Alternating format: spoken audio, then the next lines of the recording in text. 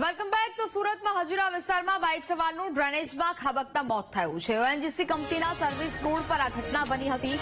3 દિવસ પહેલાની ઘટનાના સીસીટીવી સામે આવ્યા છે। તંત્રની બેદરકારીએ નિર્દોષ યુવાનનો ભોગ લીધો છે। મોડી રાત્રે અકસ્માત થયા પછી વહેલી સવારે યુવકનો મૃતદેહ મળી આવ્યો। 25 વર્ષીય સુભાષ છોટુરામ નામના યુવકનું મોત થતા પરિવાર ગમગીન થયો છે। વધુ એક આ ઘટના છે તે અહીંયા સામે આવી છે। તંત્રની બેદરકારીને કારણે વધુ એક નિર્દોષનો ભોગ લેવાયો છે। સુરતમાં હજીરા વિસ્તારમાં બાઇક સવારનું ડ્રેનેજમાં ખાબકતા મોત થયું છે। સુરતની વધુ એક આ ઘટના કે જ્યાં ડ્રેનેજમાં ખાબકતા બાઇક સવારનું મોત થયું છે। ઓએનજીસી કંપનીના સર્વિસ રોડ પર આ ઘટના બની હતી। તંત્રની બેદરકારીને કારણે વધુ એક નિર્દોષ વ્યક્તિનો જીવ લેવાયો છે।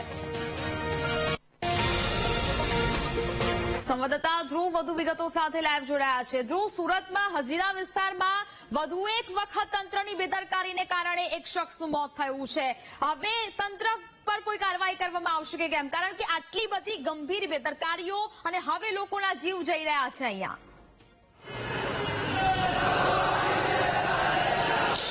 બિલકુલ, સુરતના હજીરા ઓએનજીસી વિસ્તારનો જે મુખ્ય રોડ છે ત્યાં એક જે ઘટના બની હતી। એક યુવક જે ડિલિવરીનું કામ કરે છે તે જે યુવક જે છે તે ઘરે જઈ રહ્યો હતો અને આ દરમિયાન મોડી રાત્રે તેની બાઇક સાથે તે આ ગટર જે છે ત્યાં પડ્યો હતો અને તેનું મોત થયું હતું। આ વિસ્તારમાં જે પસાર થઈ રહી ખુલ્લી ગટર છે અને આ ગટરમાં તે મોડી રાત્રે પૂરપાટ જઈ રહ્યો હતો અને તે દરમિયાન તે અચાનક તેમાં ખાબકી ગયો હતો અને કોઈને ખબર પણ નહોતી પડી કે આ યુવક આની અંદર પડ્યો છે।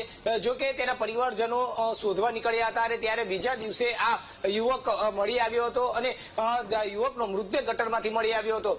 ત્યારે પોલીસે પણ આ બાબતે તપાસ કરી છે, પરંતુ મહત્વની વાત એ છે કે આ પ્રકારે ખુલ્લી ગટરમાં અનેક વખત આ પ્રકારની ગંભીર ઘટનાઓ બનવાના કિસ્સાઓ સામે આવી ચૂક્યા છે, છતાં આ પ્રકારે કોઈ જ ધ્યાન નથી આપવામાં આવતું। તંત્ર દ્વારા કોઈ પ્રકારે ધ્યાન નથી આપવામાં આવતું। સુરત મહાનગરપાલિકાનું તંત્ર હોય કે સુડાનું તંત્ર હોય, પરંતુ જે રીતે ખુલ્લી ગટરો હોય છે તેને લઈને ખાસ તંત્રે ધ્યાન આપવાનું હોય છે તે નથી જોવા મળી રહ્યું। તેને આ એક જીવતું ઉદાહરણ વધુ એક સામે આવ્યું છે। આ સમગ્ર ઘટનાના સીસીટીવી પણ સામે આવ્યા છે અને તેમાં પણ સીસીટીવીમાં જોવા મળ્યું છે કે યુવક અચાનક જ જે ખુલ્લી ગટર રાખી હોય છે અને તે ન દેખાતા તે સીધો ખુલ્લી ગટરમાં ખપકાય છે અને આખરે તેનું મોત નીપજે છે અને તેને જ લઈને પ્રશાસન તંત્ર સામે અનેક સવાલો ઉઠી રહ્યા છે। આજે આ રીતની જે ઘટના બની રહી છે તેને લઈને ક્યાં સુધી આમનામ ચાલતું રહેશે?